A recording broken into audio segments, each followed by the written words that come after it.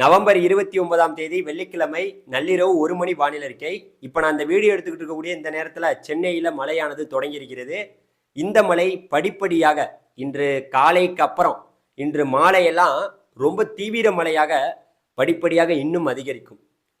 இது சென்னையில் மட்டும் கிடையாது, திருவள்ளூர் முதல் நம்மளுடைய நாகப்பட்டினம் வரை இருக்கக்கூடிய கடலோர பகுதிகள் அனைத்திலையுமே படிப்படியாக மழையுடைய தாக்கம் இன்று மதியத்துக்கு பிறகு இன்னும் தீவிரமாகும். காரணம் என்னன்னு கேட்டிங்கன்னா, நம்முடைய தென்மேற்கு வங்கக்கடலை ஒட்டிய பகுதியில் நிலவி வரக்கூடிய ஆழ்ந்த காற்றழுத்த தாழ்வு மண்டலம் தொடர்ந்து மேற்கு வடமேற்கு நோக்கியே நகர்ந்து வருகிறது.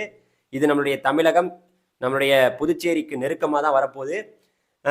இன்று பார்த்திங்கன்னா இன்று மாலையெல்லாம் பார்த்திங்கன்னா புதுச்சேரிக்கு வெகு தொலைவில் மிக நெருக்கமாக வந்துவிடும்.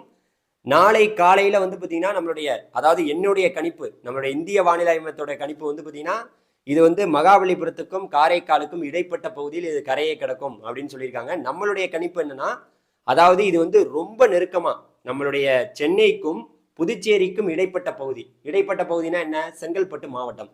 இந்த செங்கல்பட்டு மாவட்டத்துக்கு மிக நெருக்கமாக வந்து நாளை காலை, இன்னைக்கு கிடையாது, நாளைக்கு நவம்பர் 30ஆம் தேதி, நாளைக்கு பார்த்தீங்கன்னா சனிக்கிழமை மிக நெருக்கமாக வந்து நிலவக்கூடும் அப்படிங்கிறது தான் நம்மளுடைய எதிர்பார்ப்பு. நாளைக்கு காலையிலேயே இது கரையே கிடக்குமா அப்படிங்கிறது ஒரு கேள்விக்குறி தான். நாளைக்கு காலையில் ஆகலாம், அதாவது நாளைக்கு சனிக்கிழமை, நாளைக்கு இரவு கூட ஆகலாம். அதை நம்ம பொறுத்து இருந்து தான் சொல்ல முடியும். ரொம்ப நெருக்கமாக நீடிக்க போது.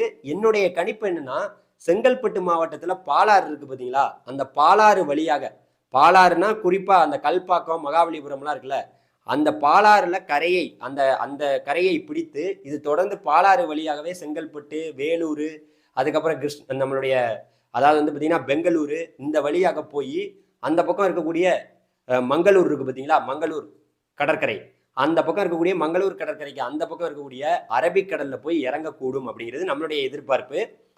ஆனால் நம்ம இந்திய வானிலை மையம் இது பார்த்தீங்கன்னா மகாபலிபுரத்துக்கும் காரைக்காலுக்கும் இடைப்பட்ட பகுதியில் தான் கரையை கிடக்குன்னு சொல்கிறாங்க. பொறுத்திருந்து பார்ப்போம். அது ரொம்ப நெருக்கமாக வரட்டும்.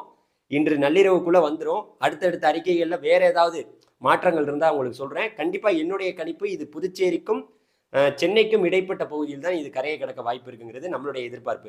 கரையை கிடக்கணுன்னு நீங்கள் யாரும் பயப்பட வேணாம். இது புயலாக உருவாகாதுன்னு சொல்லிட்டாங்க. மழை இருக்கும்ல, நமக்கு பார்த்தீங்கன்னா இன்னைக்கும் ரெட் அலர்ட் எச்சரிக்கை கொடுக்கப்பட்டிருக்கு, நாளைக்கு ரெட் அலர்ட் எச்சரிக்கை கொடுக்கப்பட்டிருக்கு, நாளைக்கு சனிக்கிழமை. அதுக்கப்புறம் பார்த்தீங்கன்னா உங்களுக்கு டிசம்பர் 1ஆம் தேதியும் ஆரஞ்சு எச்சரிக்கை கொடுக்கப்பட்டிருக்கு. ஆரஞ்சு எச்சரிக்கைனா அப்பயும் 20 சென்டிமீட்டர் பெய்யலாம்.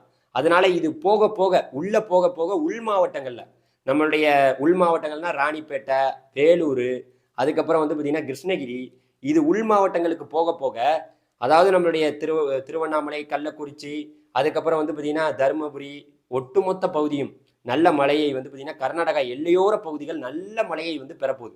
ஏன்னா இந்த வழியாக தானே இது டிராவல் பண்ணி போகுது, அதனால நல்ல மழை இருக்குது.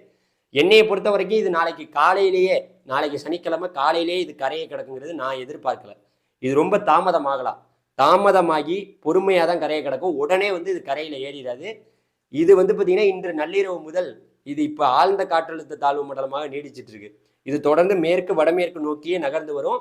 புதுச்சேரிக்கு நெருக்கமாக இன்று மாலையெல்லாம் வரும். அதுக்கப்புறம் பார்த்தீங்கன்னா நாளைக்கு காலையில் மிக நெருக்கமாக நம்மளுடைய சென்னைக்கும் புதுச்சேரிக்கும் இடைப்பட்ட பகுதிக்கு வரும். அதுக்கப்புறம் அது தொடர்ந்து அதே இடத்துல நீடித்து பொறுமையாக கரையை கிடக்கும். உடனே கரையை கிடக்கும்னு நம்ம சொல்ல முடியாது. இந்த சூழ்நிலையில் உங்களுக்கு சொல்கிறது என்னன்னா, மழையுடைய தாக்கம் படிப்படியாக, இது நாளை காலை வரைக்குமே அந்த இடத்துல நீடிக்கிறனால மழையுடைய தாக்கம் படிப்படியாக அதிகரிக்கும். ஏன்னா இங்கே தான் மேகக்கூட்டங்கள் என்பது அந்த இடத்துல குவிஞ்சிட்டு இருக்கும். அந்த மேகங்கள் தொடர்ந்து தமிழக கடற்கரை பகுதியில் படும்போது ரொம்ப தீவிரமான மழை கிடைக்கும். குறிப்பாக நான் சொல்கிறேன் என்னன்னா, கடலூருக்கு வடக்கே இருக்கக்கூடிய மாவட்டங்கள் நல்ல மழையை இந்த நிகழ்வு காரணமாக, அதாவது இந்த ஆழ்ந்த காற்றழுத்த தாழ்வு மண்டலமாக கிடைக்க போது. என்னதான் இருந்தாலும் இது கரையை நெருங்கும் போது செயலிழந்து வலுவிழந்து இது பார்த்தீங்கன்னா சாதாரண ஒரு காற்றழுத்த தாழ்வு மண்டலமாகவே கரையை கடக்கக்கூடும் அப்படிங்கிறத எதிர்பார்ப்பு. காற்று என்பது ஒரு 50-55 இந்த கிலோமீட்டர் வேகத்தில் வீசலாம். இதெல்லாம் சாதாரண காற்று தான், ஒன்றும் பெரிய லெவலில் எல்லாத்தையும் அடித்து தூக்கி போட்டு போகிறதில்ல. அவ்வப்போது சில நேரங்களில் 60 கிலோமீட்டர் வேகத்தில் காற்று இருக்கலாம். அதனால் என்னுடைய கணிப்பு இதுதான். என்ன நடக்குதுன்னு பார்க்கலாம்.